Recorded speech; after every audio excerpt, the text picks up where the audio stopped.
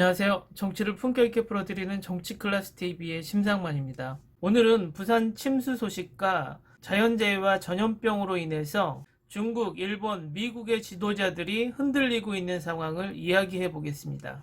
먼저 부산은 사상 최대의 물폭탄으로 여기저기 침수 피해를 입고 있습니다.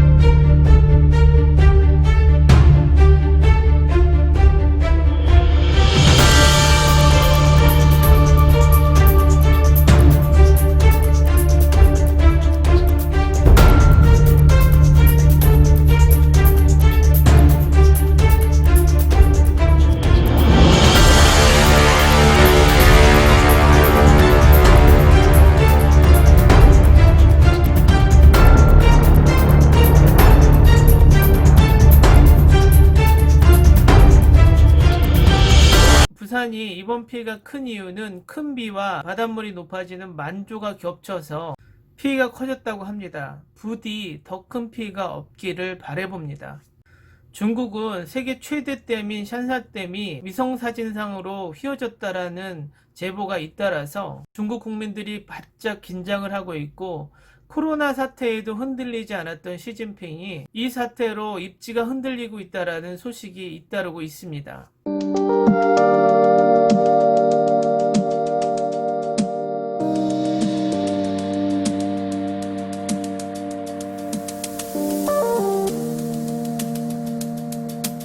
주기는 거칠게 일렁이며 하류로 흘러갑니다.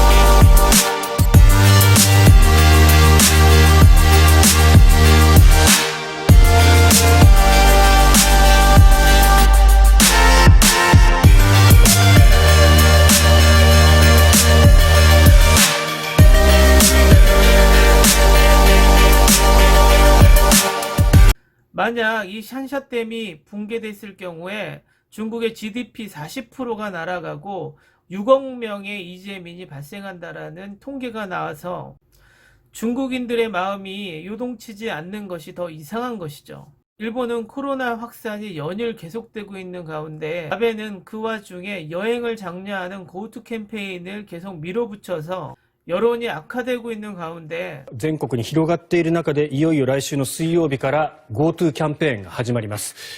まずですね、GoTo キャンペーンを進める側の声をご紹介したいと思います。小池さんはどうかなというふうにちょっと言っています。小池さんは昨日の会見で現在の感染状況を踏まえると実施の時期、方法を改めてよくお考えいただきたいということで、都民へも不要不急の都外への外出は自粛をしてくださいという要請。宿泊施設、やっぱり観光地は大変なんだ。GoTo はそういう意味では必要なんだということですけれども、京都が一番減少率が4月の宿泊者数少なくなっています。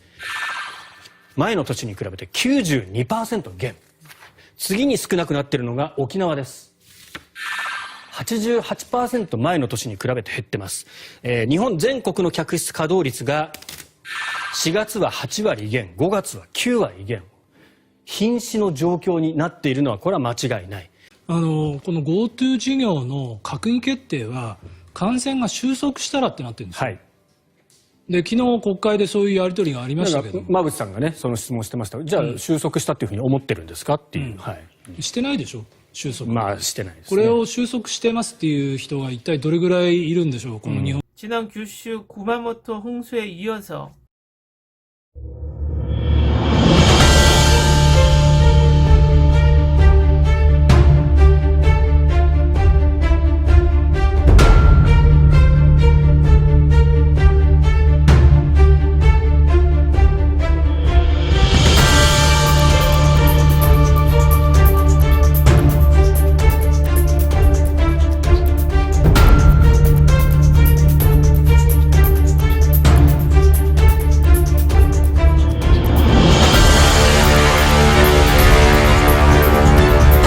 이번 주말에 또 한 번 큰 비가 온다라는 예보가 나와서 일본 국민들이 다시 한번 바짝 긴장하고 있는 가운데 이번 사태로 아베의 정치적 역량에 한계가 오지 않았나 예측해 봅니다. 미국은 한 달 동안 계속되는 포틀랜드 반인종차별 시위에 트럼프가 시위 현장에 연방요원을 파견해서 진압함으로써 더 큰 반발을 낳고 있습니다.